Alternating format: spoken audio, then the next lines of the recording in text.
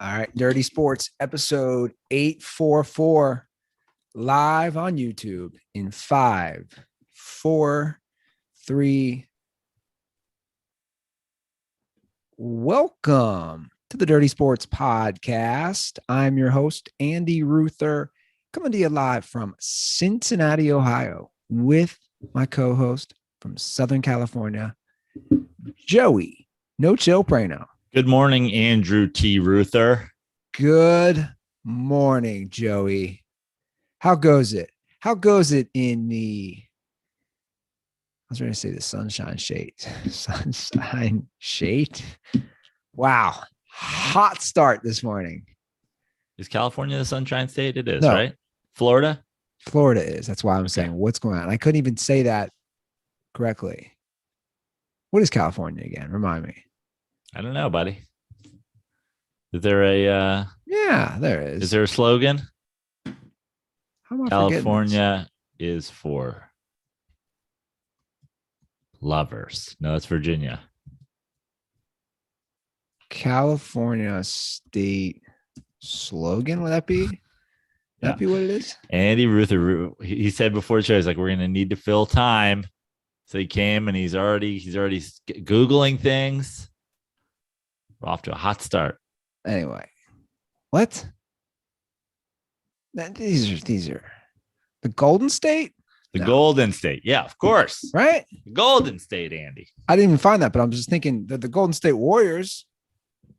You didn't even find that? You didn't find a state motto? No, I found one that said, let's smoke some trees, which would be California. Also, Eureka. What? No, but I also didn't search too hard. You know? Yeah. It's the Golden State. Yeah. The Golden Gate Bridge, the Golden State Warriors. I kind of think that's cool for the record that they're the Golden State Warriors. Right, like that's kind of cool. They're not the San Francisco Warriors, not the Oakland. They're not the California. We just talked about this the other day. I said, they should just be the California Angels. I like the just grand area, the New England Patriots. It's not the Boston Patriots. I like it. That's what I'm saying. I think it's unique, right? Yeah. But Golden State is a very unique one. That's like, it's not California Warriors. It's just the motto of the whole state. They have the Golden Gate Bridge, the Golden State Warriors. That's what I was saying. Yeah. Yeah. Which I've run across during a run. I like to remind people. I've run across during a run. Yeah. I ran across during a heist. Captain Redundant over here. Enjoyable run. Also kind of terrifying because you're high up. And you got to go around pedestrians. And did you run back? I did. You ran both ways. I think it's like a mile. That's kind of my thing. I like running across bridges. I've been doing that here in Cincinnati. And there's always bridges across the river. We'll run on this bridge, run on this bridge, run on this bridge. That'd be a good band name, Bridge Runner. Playing 80s pop music. Man, you hear that new Bridge Runner song? Sounds like a Netflix show about Victorian English people fucking. Isn't that show? Bridge Runner? Bridgerton Runner? I know nothing about any of those shows. Like when people were like Downton Abbey or what's that show you just mentioned? Bridgerton Runner? I have no clue what that's about. Like none at all. What if Bridgerton met Blade Runner?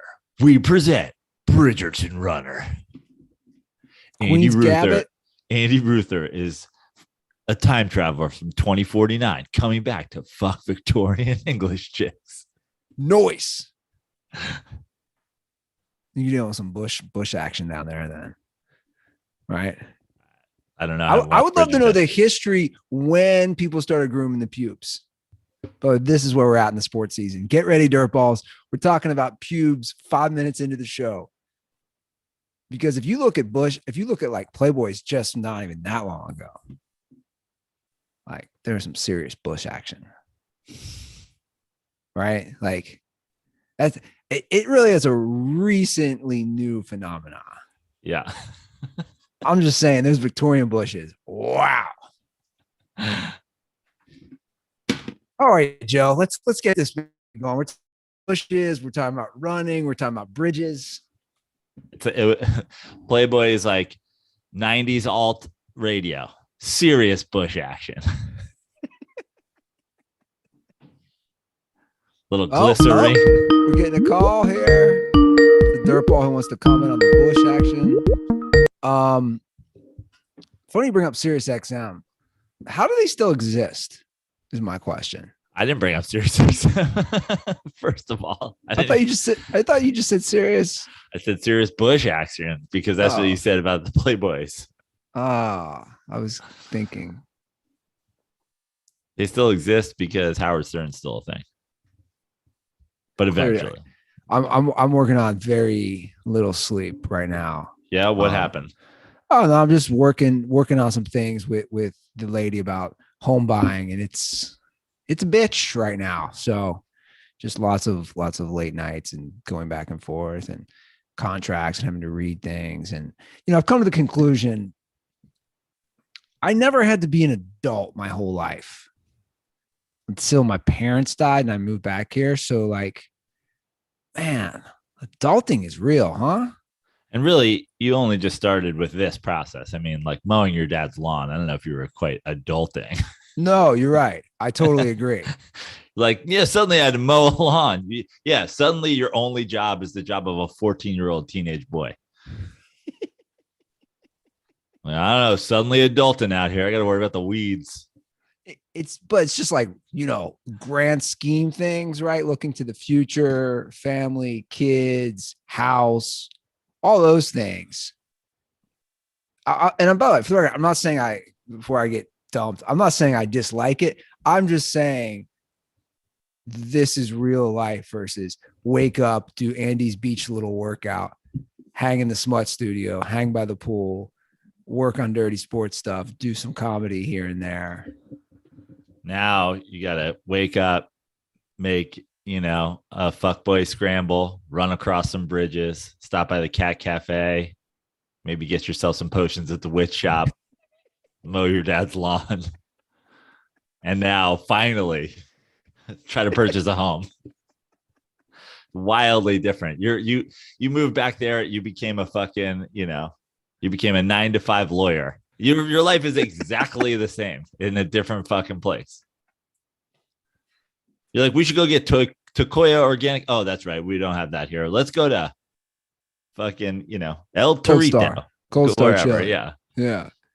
I appreciate it, Brandon. You're bringing the perspective here. Yeah, that's true. It's a good point. It's not like it suddenly became a chemist or anything. Yeah. Okay. Well, touche, my friend. Touche. Did you follow any of the NBA draft? Very boring this year. I did. I watched the majority of the first round. Obviously, my Knicks were what I was watching for. No real standout, like sure thing. I mean, obviously you can, the draft is, like Lachlan Patterson used to say, watching people get their first jobs, but it's a crapshoot. But the thing with this year, really obviously no standout, unanimous number one overall pick, especially when the kid who got picked wasn't even expected to go number one until like at any point along the way. Then, just like, you're guessing here. I only have so much experience watching some of these guys. Obviously I watched the NCAA tournament, and then I actually tend to get most of my information on these guys in the pre-drafts and the workouts and stuff like that, because they're about to enter the league that I care about, as opposed to the one that they're leaving that I don't care about at all. So the little that I know, I was impressed. Obviously Ivy going to the Pistons. That was a guy that they were talking about the Knicks moving up to try to get their hands on the whole time. So, I went in depth on him leading up to the draft. Obviously the Knicks didn't make that move. They didn't move up at all. In fact, they moved out, they moved down, they moved to nowhere. I liked what Detroit did, and surprise, surprise, I liked what the San Antonio Spurs did. Otherwise, and also I said, going into our draft, the show we did on draft day, that I was in on Holmgren, but I would have liked to see him go to the Thunder, which he did. So that's a fun one as well. Other than that, like no exceptionally standout draft things that a guy who doesn't know anything about college basketball was like blown away by. Those are kind of my takeaway. And then obviously my Knicks. Yeah, everybody's talking about the Knicks. So just refresh me.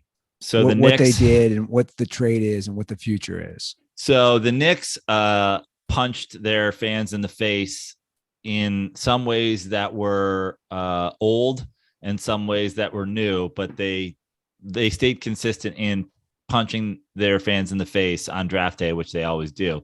So all the talk was, the Knicks have guys to trade. They have vets on contracts that would be, like willingly accepted by other teams. You have the Alec Burks types that could go help a contender or go help a playoff team. Has no use on a Knicks team that isn't making the playoffs. Obviously, the Knicks have got themselves in a disastrous position with the Julius Randle contract, which obviously I'm long on the record of not approving of in the first go around or its re-up. So they sit at 11. A lot of talk that they're going to move up. A lot of talk that they want Ivy. They don't move up. Their pick in the draft comes at 11. They select a kid from France, which just made every Knicks fan want to puke when they thought about, the drafting of Frederick Weiss and then the ensuing, Vince Carter putting his nutsack on his face and him never once appearing for 1 second in the NBA. Then, of course, the second flashback to Frank Ntilikina, who they refuse to play, who they eventually move. Like the Knicks love to fucking take guys from France that are never going to do a goddamn thing. And then they go ahead and they move that pick. They trade that pick to Oklahoma City. And for about 2 hours, no reports whatsoever about who the Knicks are receiving. There's talk, there's speculation. They're still trying to move. They moved Kemba Walker to Detroit as a buyout. So they're clearing cap space so that they can do this. They still want Ivy, even though he's gone. So this is all a move to try to get guys from Detroit, yada, yada, yada. For hours with the Knicks have traded their draft pick and we don't know what they get back. In the end, they get back 3 draft picks of various protections from a number of teams. Essentially, they punt entirely on having a first round draft pick, and they exchange them for multiple first round draft picks that are highly protected by teams that will probably be pretty good soon. Break that down again for me and for others on the protected. I always forget how that works. So essentially, I mean, each one of the picks is different, but like I can pull it up right now. So, but essentially protected draft picks, let's say it's 1 through 10 protected, for example. If that pick is a top 10 pick, the Knicks do not get it. So the Knicks essentially trade for 3 draft picks, all of them protected, meaning there's no chance that these draft picks turn into high picks. If they turn into high picks, the Knicks will not get them. So the Knicks only get mid to late round first round picks in exchange for a lottery pick at 11. Interesting. Then the question becomes, what are they doing? Like, is this a cap space? Yeah. What's the play? Strategy? What's the reason? Are they going to take these picks and try to move it? Obviously, Kyrie's out there wanting to be traded. Knicks were on his list. I would kill myself. I actually said, and I mean this truthfully, if Kyrie ended up on the Knicks, I would finally bail on my Knicks fandom. And it's always the question of where do you go? and I would go to Brooklyn out of spite. I would say, okay, if Kevin Durant's going to stay in Brooklyn, I will now be a Brooklyn fan. That'd be tough, man. It'd be tough, but it would be. I just don't think you like. I just don't see that happen. You're a lifelong Knicks fan. Kyrie is. I'm just looking at the big picture. Kyrie's short term. We're talking long term. Your life. Yeah, but Andy, I've been doing this for. I mean, the Knicks have won a single playoff series in 22 seasons. That's crazy to me. I know. Is that since 99? Yeah. Yeah, that's what I thought. That's nuts to me. They've a single playoff series where they were the 2 seed and then got butt fucked by an Indiana Pacers team in round 2. Yeah. That's crazy to me. I mean, like that's really crazy. I think people need to hear that more. The Knicks, storied franchise, obviously largest market in the country, 1 series win in 22 years. Yeah. Like for as much as we dunk on historically bad franchises like a Browns or a Bengals or a Lions, with the NFL, it's like that's so basically that's basically right up there. The Knicks Thunder trade. They get a 2023 first round pick via Detroit, protected 1 through 18 until 2024, protected 1 through 13 in 2025, protected 1 through 11 in 2026, and protected 1 through 9 in 2027, which means the Knicks will never have a pick higher than 9th from that draft pick unless it occurs after 2027. Otherwise, they're picking mid first round, which everybody says basically if you're out of the lottery, everybody's a second round pick after that point. Everybody in the league, everybody in the draft after the lottery is a second round pick. Yeah, you're right. 2023 first round pick via Washington, protected 1 through 14 in 2023, 1 through 12 in 2024, 1 through 10 in 2025, and 1 through 8 in 2026. Again, won't pick top 8 until 2027. And then they get a 2023 first round pick from Denver, protected 1 through 14 all the way through 2025. So again, I'm trying to understand the rationale here. So it has to be a financial issue. Well, the final haul for the Knicks is a 2023 first round pick via Detroit, 2023 first round pick via Washington, again, protected, 2025 first round pick via Milwaukee, protected 1 through 4. And again, we're talking about Milwaukee, Milwaukee's not going to be picking the top whenever, you know what I mean? And then Detroit isn't going to be picking high for much longer either. And then Washington probably will be. They're protected till 2026. Oh, and $18 million of cap space. So the question is, what are the Knicks going to do with it? Now, the Kyrie thing, probably the longer shot. The second one that everybody's talking about is making a sign and trade for Jalen Brunson, which I don't understand. If you're the Knicks, Jalen Brunson to the Knicks? Oh, suddenly they're a 7 seed again.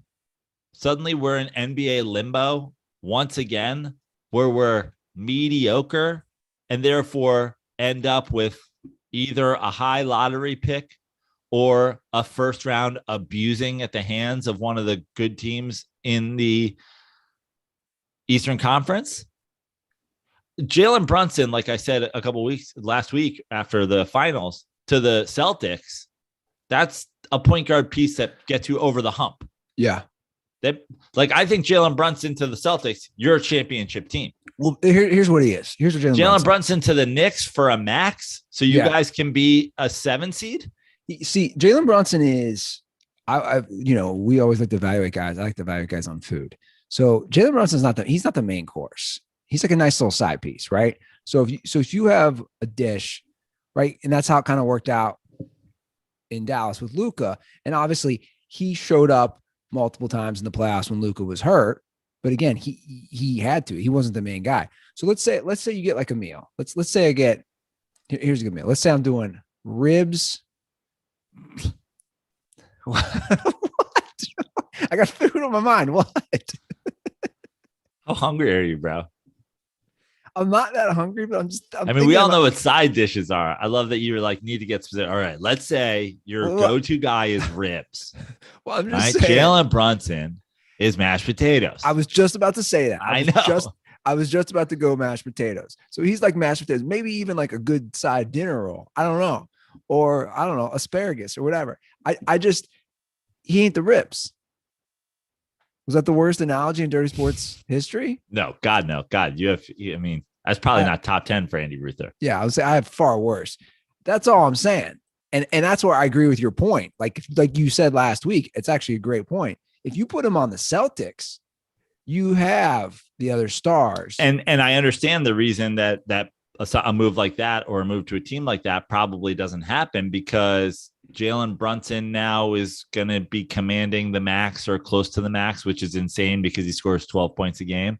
But it's like the teams that are in contention don't really have spaces to just throw away max contracts on 12-point point guards. Sure. But at the same time, a Knicks team that's clearing cap space, would you want to do that? Like, this is what you're doing. You're built like Julius Randle's already there. You're not going to be able to get rid of him. Let's say in some remarkable, turn of fortune, Julius Randle does play well again next year. Then you would want to move him, right? Because let's be completely honest, as a realistic Knicks fan, Jalen Brunson, RJ Barrett, Julius Randle is not a top 3 team in the East. No. Here's my comparison for Jalen Brunson. What mashed potatoes? We got no player comparison. Looking at the history of the league, I think he's a better version. They're very similar in stature. They're both left-handed. He's a better scoring version of Derek Fisher. Yeah. So like Derek Fisher only averaged like probably 6 or 7 points a game a lot of his seasons. But they're going to bring grit. They're going to play some defense. He's a better Derek Fisher. And it's a very important role on a championship team. For sure it is. I mean, we all saw that's why the Lakers brought him back and they won 2 more titles. Right. But also look at the bringing him. Like there, it's almost a perfect example of it too. It's like Derek Fisher was good on championship teams. Everybody saw his value. Oh, he doesn't have to score that much because they have Kobe and they have Shaq and they have whatever. But look at how good he plays. I bet you if we bring him, and then Utah was like, you know what? Fuck it. Let's get rid of him again. Like going and signing Derek Fisher to a fucking free agent deal. It didn't pan out in Utah. No, not at all. And he's like, right. You know what? I'll go back and be a role player on my team again, win more championships, hit big shots. Exactly. Hit big shots when I need to. Play some tough, hard-nosed defense. And I think that's kind of the blueprint you already see with how it worked out with Derek Fisher. So it would be a Knicks mistake, but that's what they'll do. You know what I'm saying? Like that has get overpaying Jalen Brunson has Knicks written all over it. And I'll tell you what, the only thing, and I don't think it'll ever happen, and it's because he's now also he's the kind of guy who will fucking not stand for anything he's ever said. But even I watched the Letterman KD interview, like he basically said he was never interested in going to New York. He hates the Knicks. Now I know that's a thing that a guy who plays for the Nets would say, but obviously if you have this situation brewing in Brooklyn, which it looks like the Lakers are basically the only team in on Kyrie, and then Kevin Durant's not going to want to be there, which I kind of understand, but kind of don't really understand. Like if you're Kevin Durant, you potentially get rid of Kyrie and you're given all this, you're probably given draft picks and cap space and opportunity. Like to me, if you're Kevin Durant, it's like, how do we fill this void with what we have and where I stay put and they come to me? Like, why would you want to leave? But yeah, the only potential thing that I see is like in terms of game changing players that are out there is, like a Kevin Durant situation where he wants to move out, and maybe he does what a reverse Joe Prano would do if Kyrie came and he goes, well, fuck it. You guys are going to treat me like this. I go Knicks out of spite. And now I'm like, okay, mortgage it all. Yeah. Well, we'll see how it plays out. And I know how it'll play out. The Knicks will sign Jalen Brunson to a max. He'll eventually get booed out of the Garden for just being exactly who he was. I will have been on the record saying I don't want Kyrie. I don't want Randall. I don't want all these things. I don't want Tom Thibodeau. I don't want Jalen Brunson. I will continue to be correct. Knicks fucking bing bong apologists will continue to fucking pretend like these moves are good and eventually get embarrassed by themselves and block me on Twitter. So as a native New Yorker, if I asked you which fans are the hardest on their team, is it Knicks, Giants? I know it's not the Mets. Is it Knicks, Giants? Hardest on their team? Or Yankees? Meaning? Like they're going to be the hardest. They expect the most from their players. I think it's probably Giants fans. You think? In terms of like, I think the Giants just have championships in their history. I think Knicks fans are stupidly positive optimistic all the time. And it's insane. And, to be fair, the 22 years with one playoff thing, you're not like, I'm sure there's plenty of fans who have given up on the Knicks. I've been close so many times, but I got to say there was a time I felt like in the 90s and the early 2000s, where Knicks fans were like, you know what? They fucking get it. They know what's going on. They're in touch with the NBA. They're like, they're demanding the right coaches. They're demanding the right people. They want this. They want that. And I got to say, I mean, one of the many things that I think he's responsible for in doing bad by the NBA and fans in general is like, it all went out the window with Carmelo Anthony. People bought in so hard on Carmelo Anthony. Obviously, I never bought in for 1 fucking second, didn't want anything to do with him. And Carmelo Anthony and Mike D'Antoni are kind of the shining examples of where Knicks fans lost their way. It was, what the fuck did Mike D'Antoni do for us ever? We're Team Carmelo. They want Carmelo back today. And it's like, man, Knicks fans have lost their way. And they're so optimistic. Oh, yeah, we're going to turn around. This is the rebuild. These are the guys who are going to do it. Blah, blah, blah. The new thing is always the fucking thing. Mets fans are just so beaten. And so, like, I feel like here's the thing with the Mets fans. I feel like there was a birth of Mets fans beginning with this season. The start of this season is the beginning of a new Mets fandom going forward, because we're not the Wilpons garbage can anymore. We got the first year of Steve Cohen sorting out the pieces, getting things out of the way. We have year 2, making all the right moves, most runs scored in baseball. Like from here going forward, I think you'll see Mets fans demand a higher quality. Yankee fans, kind of Knicks fans-ish in like always like supremely optimistic, always unrealistic. Derek Jeter's the greatest shortstop that ever played the game. Giancarlo Stanton's going to come in and fucking hit this many hoses. Joey Gallo's going to win, AL MVP. Garrett Cole, Garrett Cole doesn't have a problem with spin rate. Garrett Cole is the problem with spin rate. They have to have these rules because our pitchers are so goddamn good. Yankees fans, obnoxious lunatics, honestly share a lot with Knicks fans. And then I just think, obviously Jets fans are a puppy that's been beaten within an inch of his life and is now cowering in the corner. If you walk near him, he pisses all over himself. And then, Mets or Giants fans sort of demand more from their team. Like when the Giants have been bad and you've seen it, they're ready to throw absolutely every single person under the bus. It's Coughlin, it's Eli, it's Gettleman, it's fucking Saquon. Get OBJ out of here. And you're like, okay, at some point, guys, we need to fucking, like Giants fans demand quality and they kind of lose their minds when they don't get it.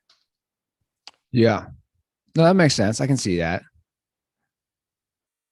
So I was telling you before the show, are we going to hear from our hockey correspondent, Ryan, now that Stanley Cup Finals are officially over? He called mid-show. Great. So we do have an update. So shout out to the Colorado Avalanche, who won the Stanley Cup Finals in six games, and I missed it. Missed it all. Yeah, you didn't see a second of it. Well, it was on. I was out at a restaurant Friday night, and it was on, but there was a pole blocking the TV. Okay. So like I might have seen it, but not really. And then last night I remembered and I put it on. I was like, oh, Stanley Cup Finals on. And I put it on and the Avalanche were already celebrating. So for what it's worth, I watched the post-game celebration for maybe 10 minutes. Maybe 10 minutes. Okay. I learned just from visually. I think hockey guys are really into some blonde girls. I felt like there was a lot of blonde girls on the ice afterwards. Okay. A lot of attractive young blonde girls. So I don't know if this is your takeaway from, maybe we should just get to the caller. Okay. Maybe we should just get to Ryan. Since Andy's takeaway from the Stanley Cup Finals is hockey players like blonde girls. Now I heard the cup was dropped and dented. Ooh, I did not know that. Yeah. And that my heart goes out to anything that gets dented. So let's hear the call. Hello, Dirty Sports. Ryan Clack calling in once again from Saskatoon, Saskatchewan with your last hockey update.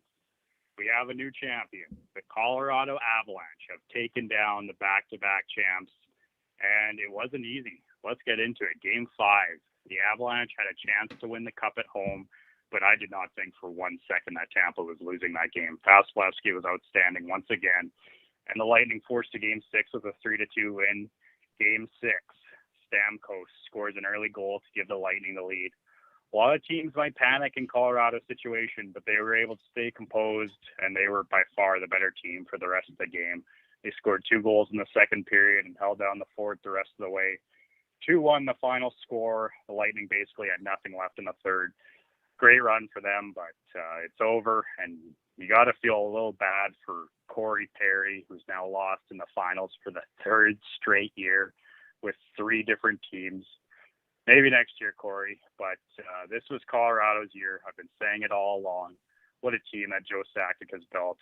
They should be a good test when my Leafs face them in the Cup Final next year. Ooh. So that's that. And now I just want to take a minute to thank you guys for letting me be your hockey correspondent.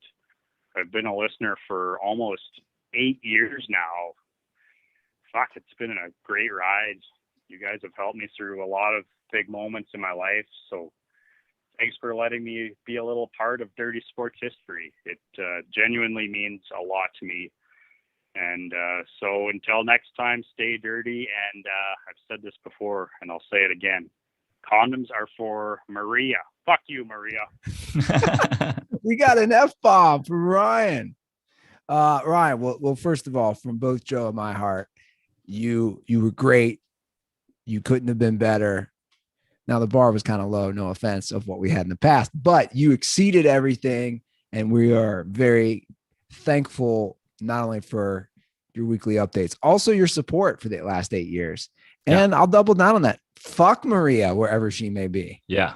And condoms are definitely for Maria. She's probably bought 1 million condoms just this past week. I am assuming, marching against for abortion laws. Sure. I'm assuming she's sleeping on the steps of City Hall downtown, changing her hair color for whichever current thing she's protesting. But I also want to say, who's having sex with her?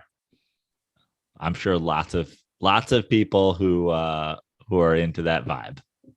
Well, may God have mercy on their soul. And I want to say, I think Andy, I talked about last week. It's like, I don't want to say, Ryan, that you should call in every week. I don't think in the off season that we need a weekly hockey call, but I would say that as a member of the DSPN crew now, there are no days off. We take no days off here at ESPN. So if something's breaking, if something's happening in the world of hockey that must be discussed, give us a call for your off-season updates. Yeah. We can start with, do they prefer blondes over brunettes? What's the deal with hockey, guys? What happened to the cup? So where'd you see that? Was that news? Obviously. It was, I think it was one of the many Apple iPhone alerts. It was like the Avalanche just won the cup and immediately dented it. Unbelievable. Well, I forgot that Stan Kroenke also owned the Avalanche. So he won a Super Bowl and a Stanley Cup in the same year. Good work by Kroenke. Yeah, a very hated man in the city of St. Louis. Yeah. Probably prime suspect number one in that city for just ripping the Rams out of St. Louis and returning to them where they should have belonged, which I will say every single time because they were there for 30 years. But crazy that he won both of those. And he's one thing, it's sort of anti these terrible things. It's anti these terrible sports franchises. It's like sometimes it just kind of, and I've said this before, it's like no more proof than what's happened with my Mets. It's like a change of ownership is everything. And he's an owner who, you can hate him for pulling his team out of St. Louis. I understand St. Louis fans being upset by that, but also he onward and upward, moves into the eighth wonder of the world in which SoFi, he paid for in Los Angeles, which he pays for. He has all the right people in places, Joe Sakic, obviously the GM in place there, the Avalanche. You got, the whole team of the GM and the coach and all the guys at the Rams. Like Les Snead's been a great GM for the Rams. You put these guys in place. And that's my whole thing. I agree. Like, look, these guys are billionaires. You don't become a billionaire being a nice person. And I know I'm stereotyping, but most of these people are probably pieces of shit. Let's call it what it is. That's a different mindset to accrue that much money and to have that drive, and you're going to have to do things. But at the end of the day, I couldn't agree with you more. Guys, at the end of the day, like that's what you want, right? Don't you want an owner, like you're saying, talking about the Mets or with Kroenke, who's going to back it up financially? Well, I tweeted this. I was walking around with my Mets hat, and some guy goes, "Steve Cohen is a criminal." And I was like, I don't give a fuck, dude. We have the best record in the NL. I was like, I'd root for a team owned by Mussolini if it meant the Mets were going to win their first World Series since 1986. I don't give a fuck. You know who else is a criminal? Every fucking billionaire. Yeah, that's exactly. You're a fucking criminal. Exactly. Like, what are we talking about? Exactly. And that's my point. Like, come on. Like, and I didn't know if it was like a Yankee fan or whatever, but it's like, the idea, if you're out there, and you hear a lot of this chirping because the Yankees are scared. I can see Yankee fans are scared. Well, little brother hit puberty and he's ready to fight back. Yeah. And so that's a lot of talk. Oh, you're fucking, it's like, dude, your ownership group, George Steinbrenner, made his money in shipping and freighting in Ohio in the 60s and the 70s. You think he did that legally? Like, what are we talking about here? Yeah. No, 100%. Even guys that I like, and again, I hate to say this. So take like a Mark Cuban. Both you and I like him. And I think he does a lot of good things, especially with, I don't even know what it is, the program, whatever he runs for that gives people affordable drugs. Yeah. Like that's a great thing. I'm sure Cuban's done what we already know what went on with the Mavs and the sexual harassment. You see what I'm saying? Like it's already out in the, I'm just saying like, nobody's going to be perfect to become a billionaire. We do have a call about winning, which I think is a good discussion. It's talking about how they won on the road. The Avalanche. And also the Warriors did. So let's just get to the call. Hey, Joe and Andy. It's the number one dirt baller, Stephen Dermer from South Bend, Indiana, calling. So obviously now the Warriors and the Avalanche have won championships in front of the opposing team's crowd. So as you as a player, would you would rather win at your home stadium, but does it make much of a difference? Is it more of a punch in the face to the other team, or is it kind of like, oh, it sucks, you're not winning at home? I think it'd be kind of, obviously better to win it at home, but I would just love to see all the fans so mad and just storming out, especially with how much crap the Celtics fans were talking crap about the players, and the players were talking about the fans. I know that was a punch in the face for them, but just want to see what you guys think. Thanks, guys. Stay dirty. I think it's an interesting question. Do you rather want to win the title at home or as a giant FU to the opposing fans? I know me, and I say at home because I think there's layers to this too. Okay. It's like, you know, for if the Warriors, for example, and both of these NHL NBA finals, it's like, dude, be nice to win at home, but you don't want to go home for a fucking game 7, right? It's like, I think obviously you talk to those guys. It's like, there's so much that goes for it. It's like a lot of times that best team, it's like, yeah, in a good series, your opportunity to win at home is win, you know, in a game 7 or earlier. Like a lot of times, obviously, if you're the better team, winning on the road means you swept. Winning on the road means you avoided a game 7. But obviously, I think every team would prefer to win in front of their fans, have the whole thing celebrating. But I think there's also something cool about winning on the road, and then you come home to those fans at the airport, and you come home to the parade, and you come home to all that stuff. But I mean, I can't imagine that, you know, you look at the great historical wins, people running on the field, people, Reggie Jackson running over guys as he runs off the field and like all that stuff. It's like, I think you'd want to win at home, but there's emotion. There's something cool, and there's something like interesting when it comes to the, what games these are happening in, of like winning on the road. Also, you look at kind of like that LeBron win in Golden State in a game 7, like that's got to be pretty fucking what cements your legacy more. Yeah. It cements your legacy on the road.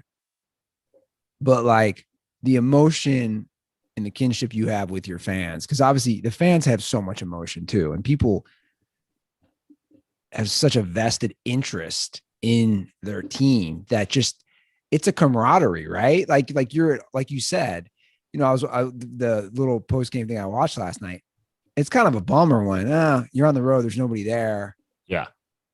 Versus you're at home, like you said, it's rocking. The place is like, even I remember when the Kings won at home. I forget which time it was, sometime in the last 10 years. I know they've won 2 recent ones, but I just remember how, the whole Staples Center is just rocking and everybody's so turned. So, I mean, you definitely want to win at home, but winning on the road, I think those are the ones too. When you look at history, you talk about LeBron and Golden State, you talk about the game Magic Johnson played. I believe that was a game 6 as well against the Sixers when Kareem was injured and he played center. It's like, those are games people talk about. I believe it was in Phoenix when John Paxson who hit that huge 3? Yeah. And the Bulls won. I think it was game 6 as well. I mean, these are, again, I'm just naming them off the top of my head. It's not as easy for me to remember. I mean, obviously, you have the Paxson shot in Phoenix. You've got the Jordan shot in Utah. You've got all that, Yeah. So those definitely are the more memorable ones. Yeah. So, but again, the emotion of winning at home. I see we have a birthday shout out on here. Yes. Wanted to shout out, a lot of times people, I've been pushing my Cameo, and a lot of people I've given birthday shout outs to. I've made some birthday videos for a lot. And then one of our listeners, Noah Minton, reached out to me, and I made a video for a dirtball that he wanted to wish a happy birthday. And he just said, Joe, in addition to that, I think it would mean so much if you could give him a shout out on the show. And I said, well, this is the perfect time of year. Good time of year to be born, Lucas Haberman. Oh, snap. A good time of year to be born in the doldrums of sports. So if you're born in the summer, it's a good time to get your dirty sports shout out in. I just wanted to, in addition to what I sent to him in the video, wanted to shout out our boy Lucas. He's from North Dakota. He's been a fan. When you have a long time DirtBall, it's like you don't even have to have a ton of interaction with them, and you just know their name. I know that name. I've seen Lucas on social. Yeah, you've seen him milling around. I see you, fam. Yeah. So I said, absolutely. I could give him a shout out. You could give him a shout out. It's a happy birthday. Yeah, man. To a longtime DirtBall Lucas Haberman. Happy birthday. And I know the DirtBall fam is strong in the Dakota region, Minnesota region as well. Maybe go visit Mount Rushmore. Is that South or North Dakota? I know we've discussed this before. South? I think it's South. Maybe it's North. I don't know. I feel like it's South. Yeah. I've been to South Dakota. I've never been to North Dakota. Yeah. I think same for me. I think I've driven through South Dakota. Or I know I have. I don't know if I've driven through North. South Dakota. Keystone, South Dakota. I knew it. I don't even know why I questioned myself. Well, shout out to you, Lucas. Enjoy the birthday, if you're legal, the Cold Miller Lite. That's my company plug. Okay. Let's talk Deshaun Watson update. We got to do it every episode now. It's coming out. The leaks are happening. According to everyone, the NFL wants to give an indefinite suspension with minimum of 1 season ban. All reports are saying that. Minimum 1 season, but with no set end date. Correct. Basically, essentially giving them this whole season to see where all the facts and all the court cases and all the things land. They're buying themselves 1 season. Yeah, that's the move. And it's going to get, it'll get pretty interesting with how it plays out legally. So, well, first of all, you have to laugh. I know you said this, like, this is the most Browns move ever. Like, yeah, they're trying to throw the book at this guy, and the Browns are like, here's $250 million. Yeah. Yeah. I mean, let's trade for him. Very, very Brown-esque move. You talked about the Knicks again. The Browns, very, very big move. Now, see, the Knicks, it's a very Knicks. In fact, the Knicks, I've heard just since we started having this conversation, the Knicks are like, why go give Jalen Brunson the max when we could just, it seems like Deshaun Watson is going to be available here. I mean, he's not going to play the whole season. Now's our time to jump on him with a low value. And, Knicks fans are like, you know what? Not a bad idea. Sure. I mean, he is super athletic. So here's some interesting things that are going to, because you got to look at comps on this. You're like, well, where's the precedent, right? Especially when we look at any sort of, even though this isn't the actual law, but where's like a legal precedent within the NFL? And if you pull some things up, Michael Vick might be the closest, but it's really not the best comparison because Michael Vick was convicted criminally. You know what I'm saying? Right. So it's like Michael Vick was convicted criminally and he served jail. Like he served jail time. So that's maybe a comparison. Now, Ray Rice was also, these are just guys who've been suspended indefinitely, for the record. Ray Rice was suspended indefinitely, and that was overturned on an appeal. The NFL is smart enough to do this. The independent arbiter, their neutral arbiter in this is a former U.S. District Court judge, and it's a female. Her name's Sue Robinson.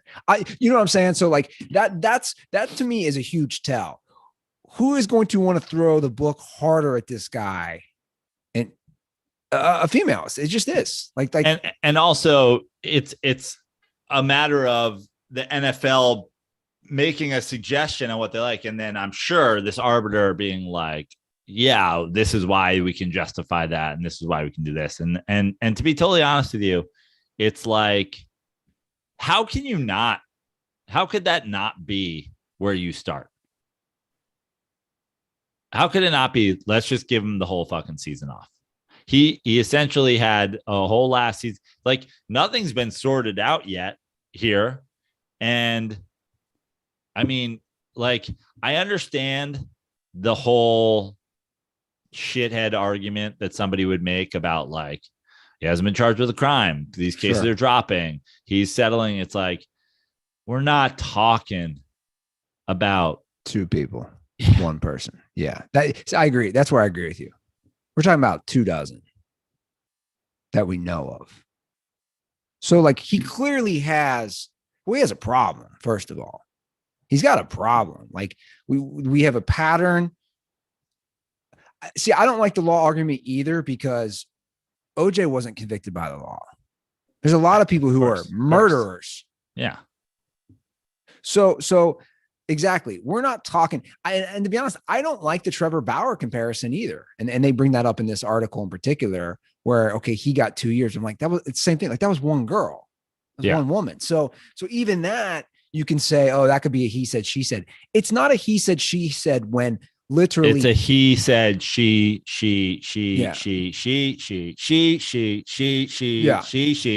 sure. She said. Yeah. When the number of accusers is greater than the number of players on offense and defense combined. Yeah, exactly. You got a problem. There's 22 players in the field. Yeah. You got more when than you can that. play a flag football game with your abusers and still have people waiting on the sideline to tap in. Not to make a joke of it, but yeah, no, for sure. It's true though. But that's the number. That's why when any douchebag on Twitter is like, wasn't convicted of a crime. Okay, fine. Yeah, I know that's honestly, it does. I got to say you know what does give me a ton of joy when it comes to this particular situation. First of all, that they kick Baker Mayfield to the curb for Deshaun Watson. Now Baker Mayfield not going to come back, right? Baker Mayfield, who's sort of been like the poster child for like unreasonable like quarterback fans to stand for. He was kind of like, he's definitely the modern like reimagining of Johnny Manziel, right? Everybody's so swaggy. It's like, yeah, he also fucking can't stay on the field. He keeps throwing fucking picks in huge spots. Like, what are we talking about here? But like, to me, the abandoning sort of, the fanboy favorite in Baker Mayfield going with the black quarterback, and now the black quarterback having to be essentially miss a whole entire year for sexually assaulting 24 people. The idea of just a slub-a-dub out there being like, let him on the field. He wasn't convicted. I'm going to storm the Cleveland City Hall. I'm going to shit on the fucking prosecutor's desk while wearing a fucking horned helmet. Like just the Cleveland Brown Stan MAGA dipshit who is now like fighting for the justice of Deshaun Watson, 25-time accused sexual assaulter. All the people who ever came at me when I have been making all the Ohio jokes on Twitter love that this is like their cause now. It's like, unless criminal charges are brought up.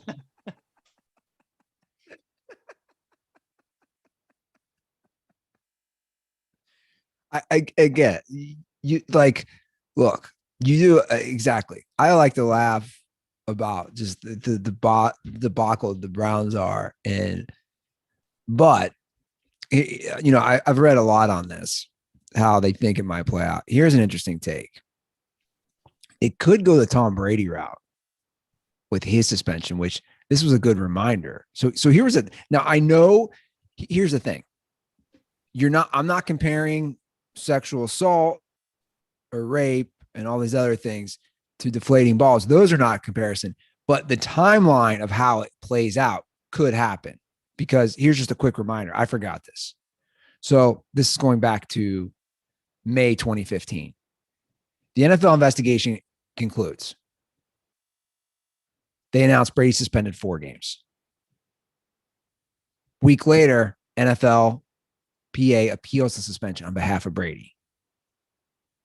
Brady's appeal meeting ends a month later. Goodell upholds that suspension that same month. So we're in June. Then Brady in August legally challenged it. Right. So then a judge nullified the case, which made Brady eligible.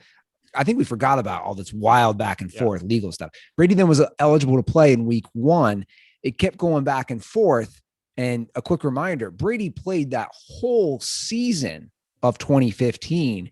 It wasn't until July of 2016 until he said, okay, because remember he said, I'm going to take it to the Supreme Court. Yeah. I'll accept my 4 games.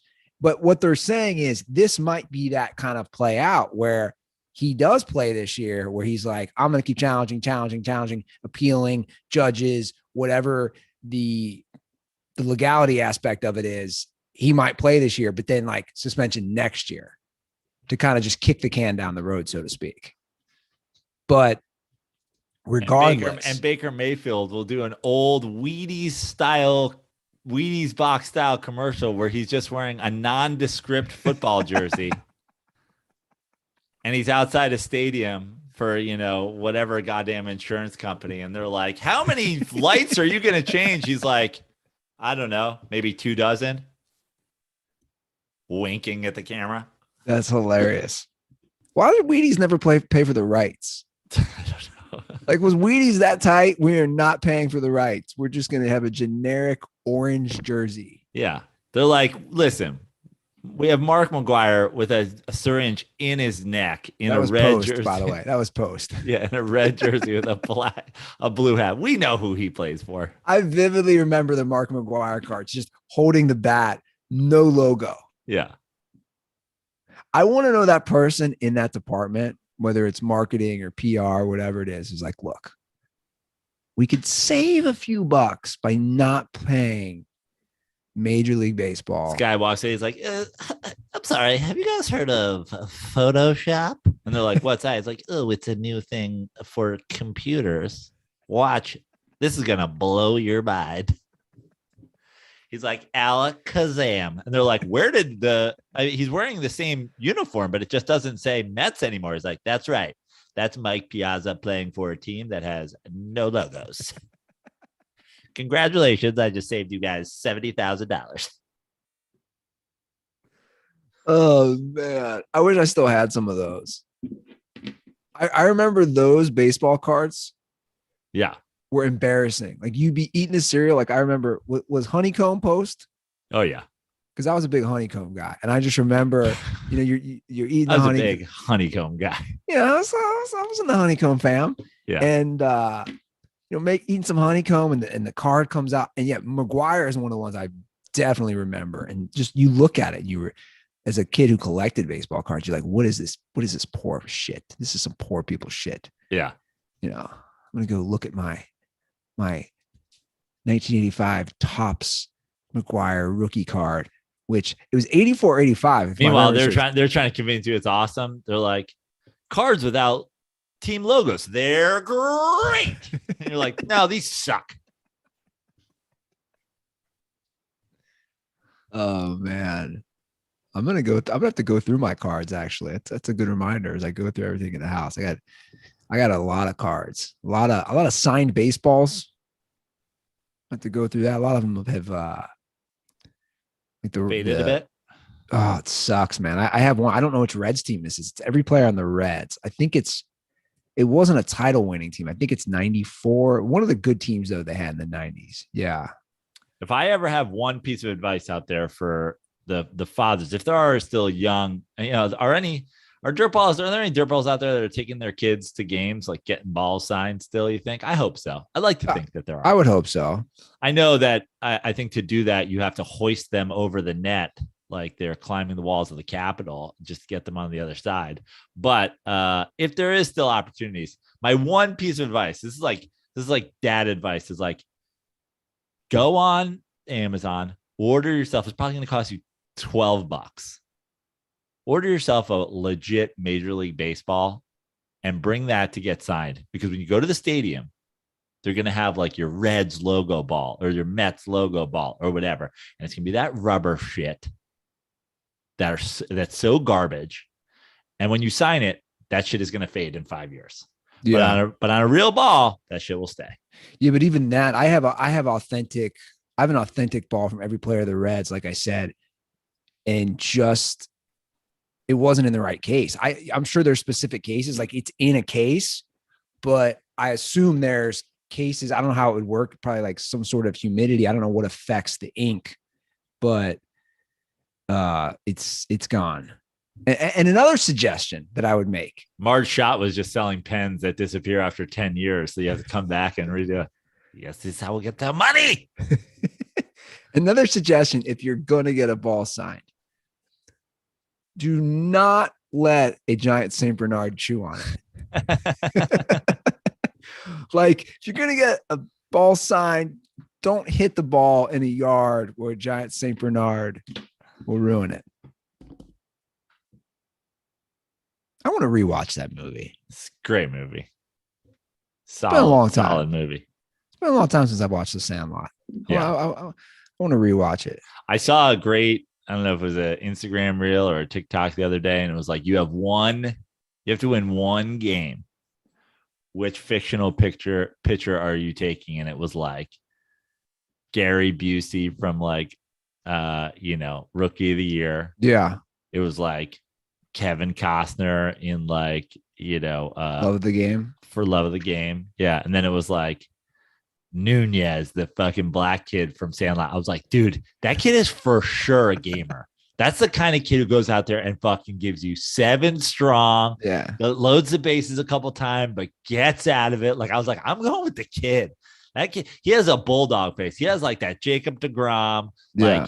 Like, he might not have his stuff that day, but he's gonna grind. He's gonna get a big double play where you need it. Sure. I'm for sure going with fucking Nunez. And now to make current comparisons, Squints is the Deshaun Watson of the Sandlot. Yeah. Tricking girls into making out with them.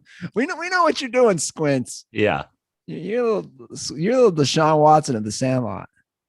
Squints went on to do that at 25 public pools around the area, and then is surprised why they won't let him play in the annual 4th of July game. They're like, bro, you're a rapist. He's like, what are you talking about? Oh, I really want to title this episode Squints is the Deshaun Watson of the Sandlot. People are gonna be like, I sometimes I picture a dirtball. Like, I probably most listeners don't even look at the titles, but somebody's like, what the fuck were these guys talking about? Yeah. Are they on mushrooms? What? So last episode, when we were discussing the Washington Commanders, I hate saying it for the record. When we were discussing that team and everything that's happening with Dan Snyder, I said I had heard that RG3 was basically holding back information. I'd read that online and I did a little digging, and I guess that was true. So RG3, I think this is kind of fascinating, which brings in a whole conspiracy. So RG3 announced last November he was going to write a tell-all book about his time in DC, detailing the sexual harassment and medical mismanagement that he endured personally and all this stuff. And Joe, it even had a title. It was titled Surviving Washington. Right. So he had a title. That's November. And I do remember, I don't know if you saw it. I remember at the time he was tweeting about it. So I was like, oh, this is interesting. But it's November. It's the middle of the football season. Things kind of get lost in the mix. Then in March, he announced the book was canceled. So no book. And he explained why it was canceled. And he said it was to give other victims an opportunity to speak their truth. And I'll read a direct quote from him. He said, I want to give space to and elevate those who have already come forward while encouraging those who have not yet to feel empowered to speak. This is a matter that very qualified people are continuing to manage with sensitivity and seriousness. And ultimately, I learned that this book was not the proper forum for this. In time and through a more meaningful method, I hope to address my firsthand experience. Now, so people are connecting. Why would you drop the book? So he's been working in media. He's been working as an analyst, but he recently became the face of ESPN's college football preview show. And that's where the conspiracies start. ESPN obviously has a big deal with the NFL. They have a big deal with college. Like, this is not something where they want a huge tell-all book. He's the new face of their college football. And now people like Warren Sapp are saying he knows the NFL, ESPN, people within college football, whoever told him to drop the book, and we'll make you the face of our college football show now. I mean, listen, as far as conspiracy theories goes, that's not outlandish. So he also says, I just hope that the book still comes out. I hope that they just change the title, Master and the Commanders, written by RG 3 of 3. That's definitely not RG3. It's just a guy who really loves RG3 and thinks RG3 is a Hall of Fame quarterback and how Washington did him wrong. Who will then, of course, refuse to do interviews. But don't worry, Barstool's on it. They've confirmed that it's definitely not RG3. That's hilarious. So he went as far as insinuating that the NFL paid him off to keep quiet. Again, that's not a crazy. People are like, well, it's the counter to that. I mean, it's not even crazy to think that the NFL, who has a deal with ESPN as well, was like, hey, ESPN, you got to make RG3 the face of college football. And if we maneuver that, do you promise to not put this book out? And now, again, to counter that, he had already been doing TV stuff. Everybody was saying that both Fox and ESPN were in a bidding war to get him in college football because he tested well. People liked him when he called games. So it's not like he hadn't been working before.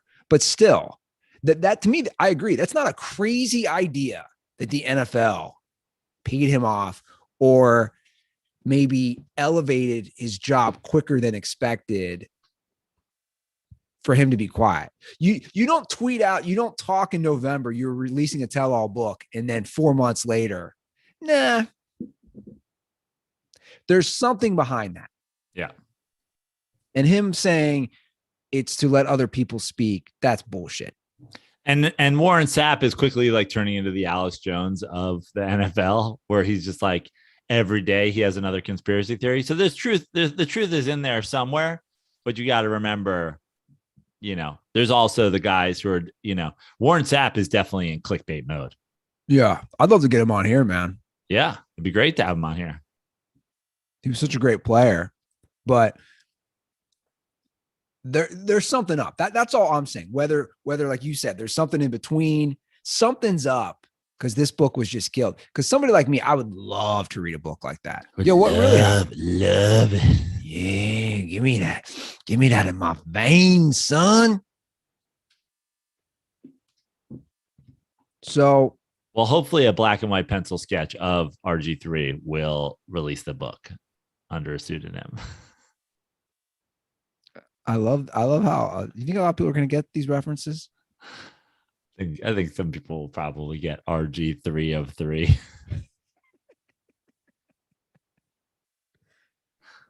All right. Well, let's go to the dirt balls.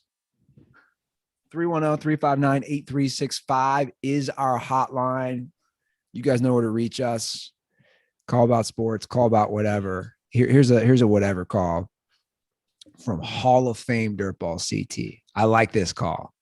It's a reference to something we discussed last episode. Gentlemen, CT, formerly from Seattle, lifelong Seattle Kraken fan. Ruther, please play this call over my last one. I thought of something in between. Real quick, I'm gonna pause it. I love I love when the Dirtballs do that though. It's just don't play this one, guys. I'm not gonna play like one where it's actually I do like to play the terrible ones, but I'm gonna play the better one for the record. Okay.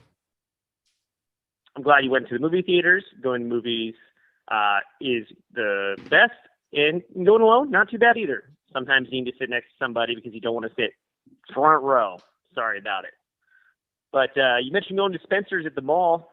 What was your guys' go-to mall food court option? Mine was definitely Sbarro Pizza.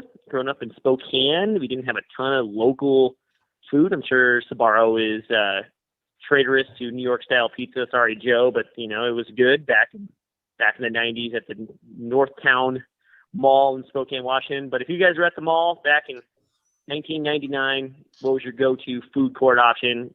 And maybe where would you shop afterwards? I like to hit up Sam Goody. But these are, he kind of nailed it for me. So my go-to mall move, late 90s, let's say I'm in high school, Sbarro's a go-to. You get a slice of pizza. Ironically, I just watched a video about a couple of years ago on I forget, there's this YouTube channel. It's like, what happened to so-and-so? It's kind of interesting. And I fell down a rabbit hole. Actually, it's when Nicky D was at the Smut. This is when he was in the Smut studio. And I remember telling him, because he had no clue what I was talking about. I was like, this is fascinating about Sbarro, because they've basically gone under, and it's a whole thing describing it. But a Sbarro was a go-to. If you were just doing a snack, for me, Auntie Anne's, the pretzel place, Sam Goody was a go-to at the mall. Yeah. To get music. It's amazing how much I spent on music over the years. And I have no idea where any of those CDs are. Literally no idea. I'm assuming my mom's like fucking basement or some shit like that, but I have no idea. Tens of thousands of dollars for sure on music in my lifetime.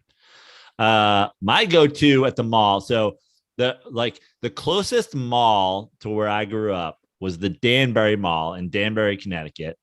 Eventually we started going in the other direction. The next closest mall was Stamford, Connecticut. And then there was a mall in White Plains, classic mall situation in White Plains, like Chris Rock used to call it, the Galleria, which was the mall, and then became the mall the white people used to shop at when they opened the Westchester.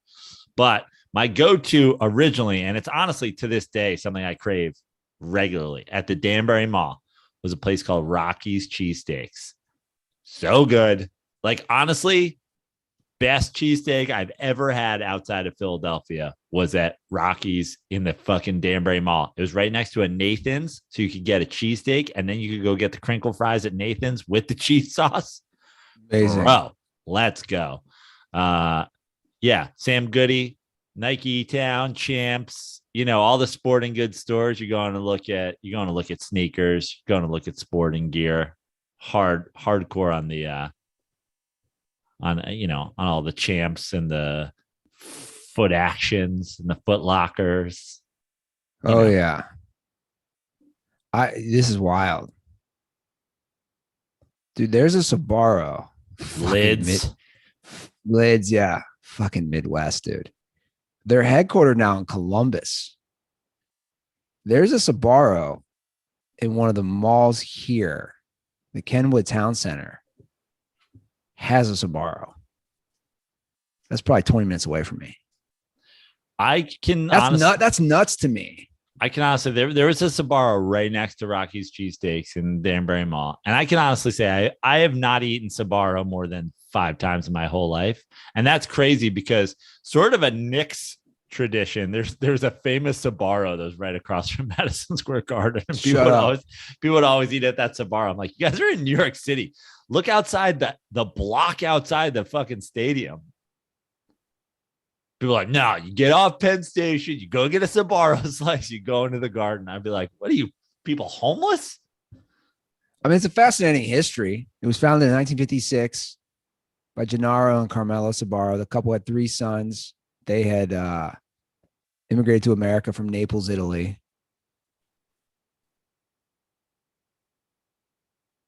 I mean, it's kind of fascinating. One of the busiest outlets was located in the World Trade Center, which was destroyed, obviously, during the 9/11 attacks. So the company filed for Chapter 11 in 2011. The latest conspiracy theory is that 9/11 was done by an Italian who just wanted to up the quality of pizza in New York City. I thought you were going to taking down Sbarro. This is fucking garbage pizza. I thought McDonald's of pizzas. I thought you were going to say it was done by like somebody working for Pizza Hut. Like, we got to get Sbarro out of here. Guy claims he's from fucking Naples. Get the fuck out of here, Sbarro slices. Oh, man. It's going to cost us a couple thousand people, but we got to fix pizza in fucking downtown. Another one I remember, I didn't really buy much, but you go in there to read the raunchy jokes. It was Walden Books. Walden Books? Did you have a Walden? Yeah. The raunchy jokes. That's where you're going. I'm going to the bookstore to go to the raunchy book section. Yeah, they had like a section of like, it'd be like a totally tasteless jokes from volume 14. Yeah, it'd be like racist jokes for every ethnicity. Yeah. Like every ethnicity had their own chapter. And he was like, I got to make a quick stop by Walden Books. There's a new Indian kid in my class. I got to pick up some hot jokes to spit at the kid. I think we've talked about this. That's the first time I learned jokes about Polish people, because the whole chapter on Polish people was just how that they were dumb. Yeah. And I remember being like, wait, what? It's a country in Eastern Europe that's like surrounded by other countries, but that's within those specific borders. Those people, I mean, they don't even know how to fucking make a submarine door. Ridiculous. I mean, who started that? Yeah, it's a great question. Just went with it. Like, everyone in Poland is a moron. It's a great question. Like, some Czechoslovakian back in the day is like, I have a propaganda campaign we start against Polish people. I think it's calling them stupid worldwide. We say they are the stupid ones. I think it probably has something to do with World War II, right? It has to. And the Germans just marching right into Poland. Yeah. Hitler, which started the whole war. I mean, it's got to be something with that. I don't know. Okay. How did Hitler invade Poland? He knocked. Was that a joke? Because it would have been one. No, yeah, it would have been one. Oh, 100%. I guarantee that is a joke. Okay, let's go down Dirty Sports Memory Past with this call. I think this is it. Yeah. Hey boys, Andrew from Kansas calling. My girlfriend and I just started watching Game of Thrones again. It's her first time seeing it. And in a month, she's on season 6, which I thought was pretty impressive. But then I was reminded of Andy Ruther's 4-day Game of Thrones binge in 2017. Adderall fueled Game of Thrones binge. And so I went to YouTube to pull up a quick clip to see, the recaps that you guys did back in the day. And within this 1 2-minute clip, it really highlights how much Andy has changed over the years. So within the first 10 seconds, Joe says, "What about Jamie Lannister?" And Andy instantly retorts, "Fuck him." And then Andy follows up with, "If you have a hot sister, is she bangable? Like back in the day, rules are different, right?" And Joe says, "Andy, this isn't real life, right? It could be in the future." And then Andy follows up again with, "I like the Game of Thrones style. Could you imagine just going into a bar and bending over a chick and fucking her over the bar?" And my last one from that 1 2-minute clip is my favorite. Is Joe asked Andy, would he take a Reds World Series win or 1 hour with Khaleesi? And Andy asked, can she wear her Game of Thrones get up? And the answer, of course, is yes, she can. And Andy chooses 1 hour with Khaleesi over a Reds World Series win. So I just figured that 2-minute clip really shows how much Andy has changed. And, maybe he should pick up Game of Thrones again. All right. See you, boys. Well, see, here's the thing with a question like the Khaleesi question, which is, I knew you were mid binge. I knew you were losing your mind. I remember when I binged like 5 seasons of Lost. Like I was never in on Lost. And then my buddy was like, I got them all on DVD. And I was like, all right, fine. And I started watching and I watched 5 seasons. And then I was having like vivid Lost dreams every night when I went to sleep. I became absolutely obsessed with Kate on Lost and was just like, oh my God, like I would die for Kate. And I knew that you were mid those binge. So I knew I could throw out wild shit. I'm like, you've been watching Khaleesi for 4 days straight. You're in love with, I'm like, you know, you kill a family member or a night with Khaleesi. You're going to be like, no doubt about it, bro. Khaleesi. I'm like, I knew that you were in a weakened mental state from the binge. Well, this was only like a day and a half in, which is hilarious. I was already broken. I'll play the clip. So this clip, as a reminder for anybody who doesn't know, I binged at the time, there were 67 episodes of Game of Thrones. And I did 67 episodes in 4 days was the binge. Like we timed it out, how much I could sleep. It was a social media stunt. It went gangbusters. Game of Thrones official Twitter feed retweeted my binge. So I was adding a ton of followers. People were cheering me on. It became a thing. People were sending me food. I never had to really leave my place. They were sending me DoorDash. People were sending me donations. It was pretty wild. But what Andrew left out in the clip is you should hear the beginning, how angry I am. Like the rage is real. And I sound like I've been doing cocaine. I'll play the clip. This is 2 minutes. So the date of this clip is August 27, 2017. So almost 5 years ago. This is the clip. So it's me, you, and our buddy comedian Dennis Gubbins, who was on Dirty Sports that day. I'm feeling pressure. This Game of Thrones. Your Game of Thrones binging. Hashtag Ruther GOT binge. You're behind. You're a season and a half in. Well, yeah. Pick up the pace, dude. Well, here's what I want to say about pick up the pace. Dirtballs, I love you. You guys are so supportive. But you tweeting nonstop, what do you think of the show so far? I'm tweeting what I think. I'm tweeting that. Again, you guys have been great donations, but it's like, you know, the what's the gif, the blonde hair guy the blinking guy. Yeah, that's how I felt yesterday. The amount of people just sliding into my DMs, being like, I thought he was talking about Jamie Lannister, to be honest with you. Yeah. Jamie Lannister, fuck him. Yeah, well, not a fan. He hasn't been in the episodes recently. Mm-hmm. I mean, he was banging. Okay, back in the day, let's just get out there. Take a deep breath. Yeah. What is going on with me? Jeez, get this guy to a float lab. Dear God, Andy, smoke a joint. Should have waterboarded you in a float lab. You needed to calm down.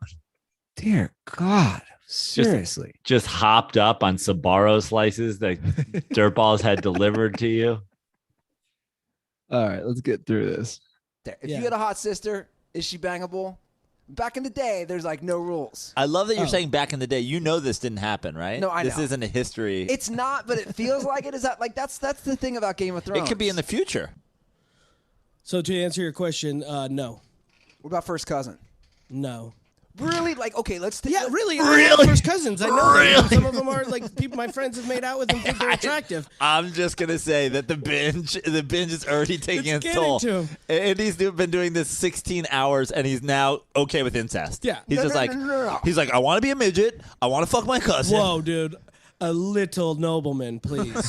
Dude, I see his moves. Can you imagine just going up to the bar, just grabbing a girl, turning around, just bending her over? Like, bro, that's some savage shit. Almighty. Can we get back to sports, please? Yeah, anyway, sorry. Guys, it's on my mind.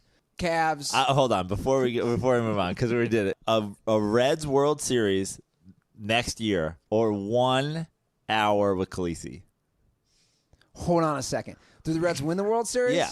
They win the World Series next year or 1 hour, free run, anything you want. She's like, whatever you ask for, you're going to get a yes. Take me, my king. Can she dress in those awesome Game of Thrones outfits? outfits? She can. Anything you ask for. Yeah. Man, that's a tough one. Reds World Series or Khaleesi. Now, I've already experienced the Reds World Series. Right. Done. He's already justifying it. Khaleesi, bro. Sorry. I'm there. I'm hooked. Yeah. She got me. An hour. He just took an hour with a fictional dragon. Wow.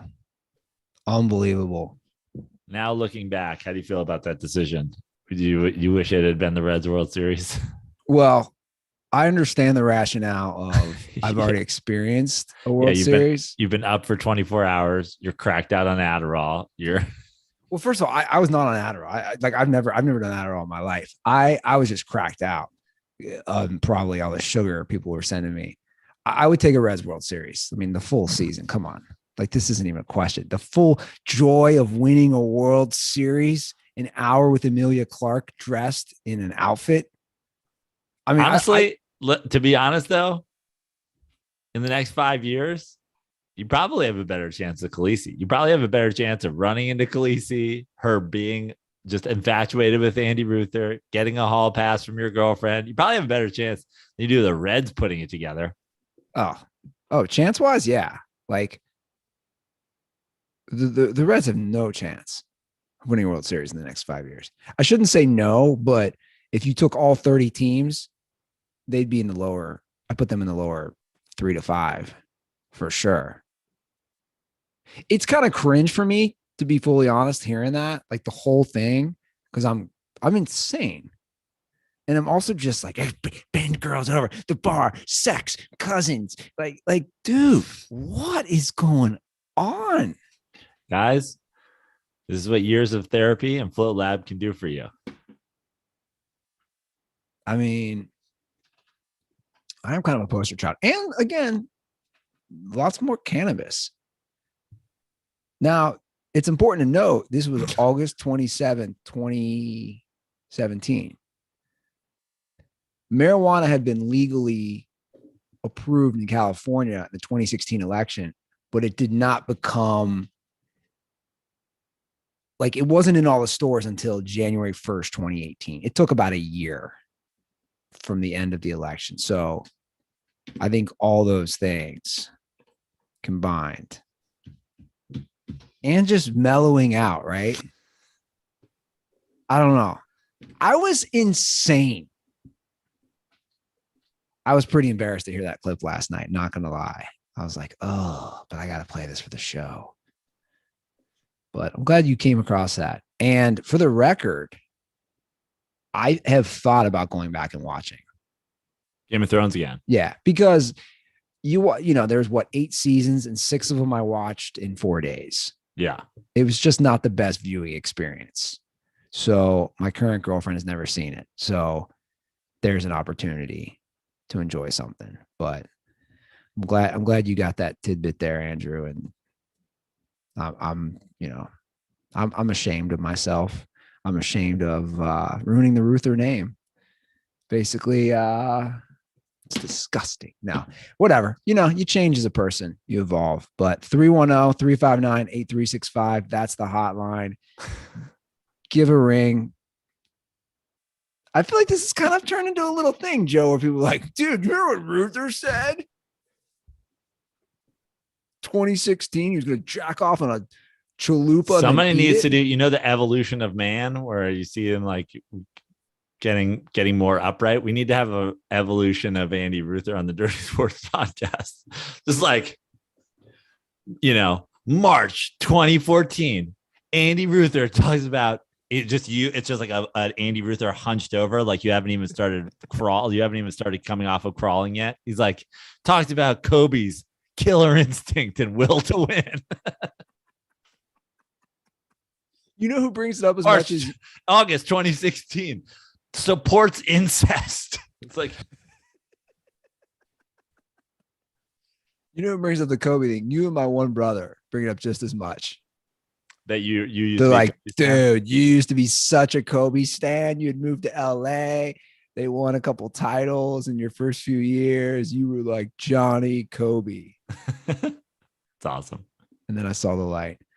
Follow us on Twitter and Instagram at The Dirty Sports. You can follow me at Andy Ruther. We just have an amphibious Andy Ruther crawling out of the muck. And he's like, Johnny Manziel will be a Pro Bowler in 2 seasons. Worst take of all time.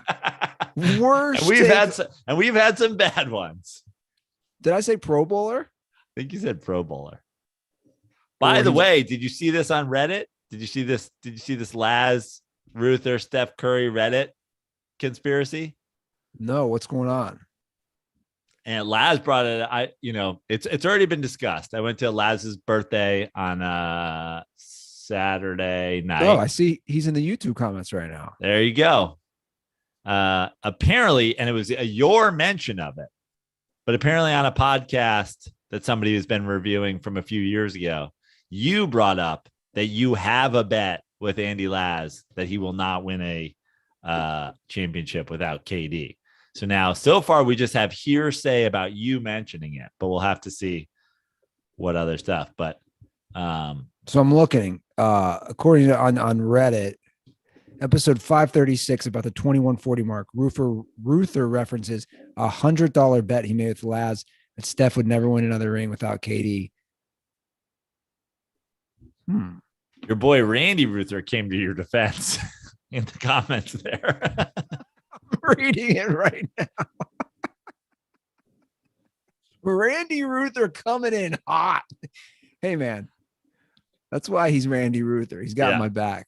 So Laz commented today, Ruther, where's my $2? Yeah, that's a reference. That's a what's that movie? It's a John Cusack movie. Remember where it's, I want my $2. No, I don't know that reference. Oh. So better off dead, I believe. So basically, I referenced it in a podcast. We don't make it official in a podcast. I don't know. That's what I don't know. I know one thing.